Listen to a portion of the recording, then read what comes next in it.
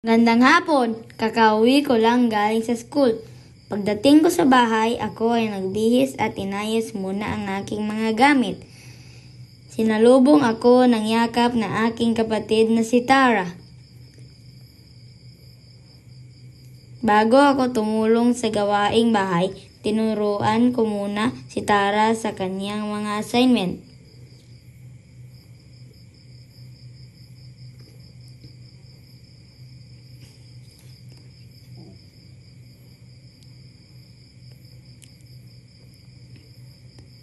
Ito na nga at math pa ang assignment niya. Addition lamang ang kanyang takdang aralin.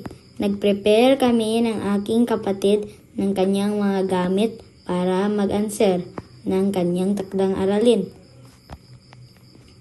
Kinuha pa niya yung papel sa kanyang bag, lapis. Hinintay ko lamang siya magkuha ng kanyang mga gamit.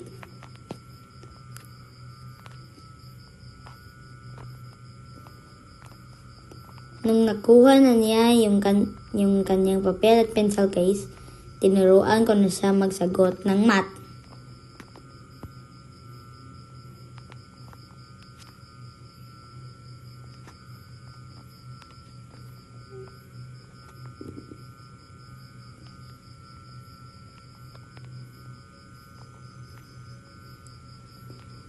Pagkatapos na niyang mag-math, tinuruan ko pa rin siya magbasa upang matuto siya magbasa.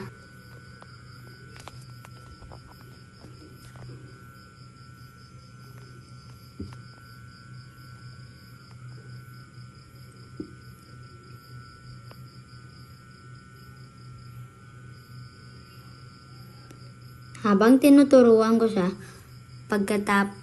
sabi ni Mama, pagkatapos ko magturo ng aking kapatid, maghugas ako ng plato.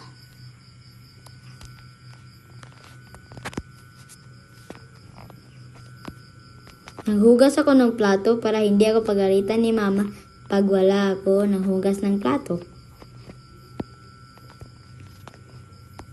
Kasi marami ang aming mga plato na wala nahugasan kanina. Tapos na yung video.